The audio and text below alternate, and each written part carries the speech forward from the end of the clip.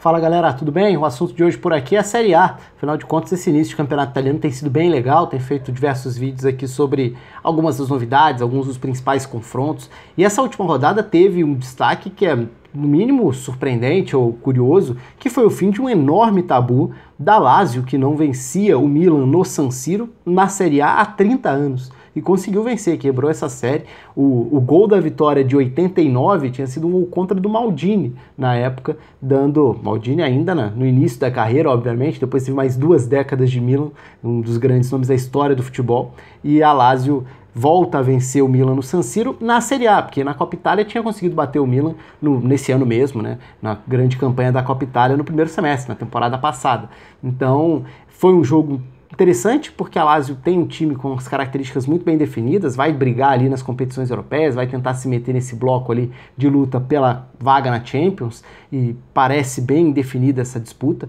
E o Milan, por outro lado, segue com as suas dificuldades nesse início de trabalho do Stefano Pioli, que tomou algumas decisões bem discutíveis dessa vez, do ponto de vista não de escalação, mas principalmente das mudanças dentro do jogo. Antes da gente falar um pouco mais sobre a parte tática dessa partida, convido você a se inscrever aqui no canal. Se você ainda não se inscreveu, clica aqui embaixo, se inscreva, também ative aí o sininho da notificação para ficar sabendo quando tiver vídeo novo aqui, e claro, deixa aí o seu comentário, curta o vídeo também. Falando um pouco do duelo especificamente, né? Era um duelo com vários aspectos muito interessantes. Por exemplo, se a gente for pegar a Lazio já com seu modelo de jogo bem estabelecido, então com 3 zagueiros, aí tem o Lucas à frente desses 3 zagueiros, mais 2 meio-campistas, 2 meio-campistas de características completamente diferentes, mas com capacidade ofensiva, o Milinkovic-Savic com toda a sua força física, o Luiz Alberto com toda a capacidade técnica, 2 alas, embora o time concentre muito o jogo na faixa central, né, na tentativa de aceleração, sendo muito rápido nessa tentativa de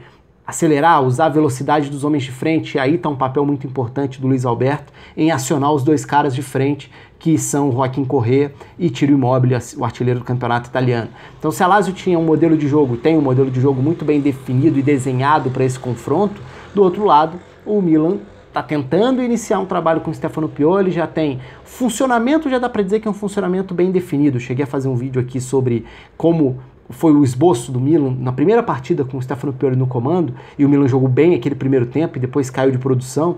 Dá para dizer o mesmo do Milan contra a Lazio nessa partida. Fez um bom primeiro tempo, principalmente nos primeiros 25, 30 minutos, pressionando no campo de ataque, impedindo a saída de bola, mas com dificuldades para manter um bom nível de atuação e depois caindo bastante de produção e tendo dificuldades coletivas, funcionamento no segundo tempo. Mas esse funcionamento está melhor detalhado no outro vídeo, vou deixar na descrição aqui inclusive.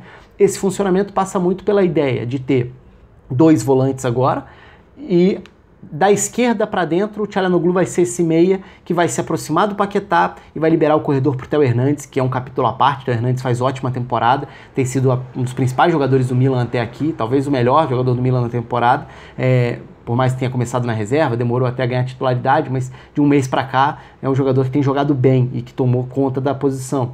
E dentro desse funcionamento ofensivo, é dele o corredor todo para atacar, enquanto do outro lado o Suso é quem recebe essa bola na ponta e traz para dentro, só que ele se machucou, não jogou contra a Lazio. Aí o Samu Castilheiro, que tinha sido vaiado contra a Spal, teve a chance de novo. Foi titular, estava bem e se machuca no primeiro tempo. A saída dele já começa a ser um problema. Então, se eu falei sobre um funcionamento de uma postura agressiva para marcar, para pressionar em cima, para impedir que a Lazio conseguisse encaixar esses primeiros passes para que aí acelerasse para o contra-ataque, que é uma característica muito forte, essas transições da Lazio, principalmente para explorar o seu trio ofensivo, qualidade de passe do Luiz Alberto para acionar os 2 homens de frente em profundidade, o Milan sofreu a partir do momento em que o jogo ficou frenético.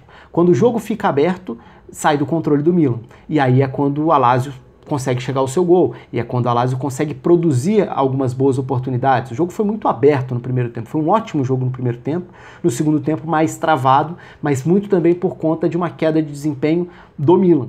E por que essa queda de desempenho? Quando a gente fala nesse funcionamento, a engrenagem está mais ou menos montada. Acho válida, por exemplo, a tentativa desse jogo de ter Krunic jogando ao lado do Benacer. Me agrada mais essa tentativa do que a insistência em Kessié e Biglia, já que os dois não vêm fazendo boa temporada. Acho que o Benacer tem mais capacidade de distribuição no primeiro passe e o Krunic parece dar uma dinâmica melhor do que o nível recente do Kessié. Então, como a primeira dupla ali, me agrada. Paquetá, momentos dentro do jogo, muita iniciativa, muita tentativa, mas pouca produção, mas mesmo assim, a tentativa de participar, de lutar, de desarmar, de batalhar, o perde, pressiona e tudo mais, ela é positiva para o time. O Samu Castilheiro estava funcionando bem. A questão aí é, a partir do momento em que as substituições acontecem, por exemplo, o Rebic entra fora de uma função que seja interessante para ele. O Rebic poderia ser muito mais uma espécie de segundo atacante, partindo da ponta para dentro, para tentar usar a força física numa chegada, numa aproximação maior à área. Ele acabou ficando numa zona completamente afastada do jogo, preso à ponta direita, que é a faixa do campo em que Susso, e nesse caso Samu Castilheiro, recebem a bola, mas ali são dois jogadores que recebem pro drible, o Susso para trazer para dentro e armar, o Samu Castilheiro para tentar partir para cima e driblar. O Rebic ficou simplesmente isolado, à parte do jogo. Foi uma peça quase nula desde que entrou, e o Milan perdeu com isso coletivamente. Acho que passa muito aí pela função, não necessariamente pela característica ou pela capacidade do jogador, e sim se a característica é compatível ou não com aquela função, com o que o treinador espera de quem vai ocupar aquela faixa do campo, porque ele tem uma função bem determinada, só que ela não casa muito com o que ele pode entregar para o time.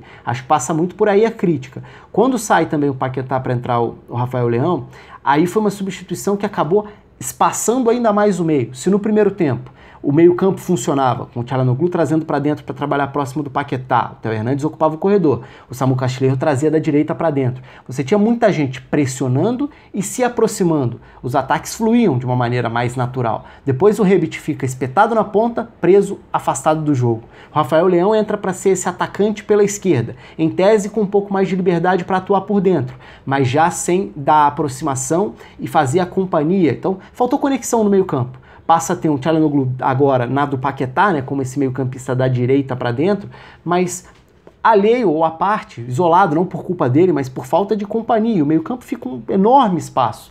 E um enorme espaço significou muito menos capacidade para produzir com a bola e mais espaço para o adversário recuperar e acelerar.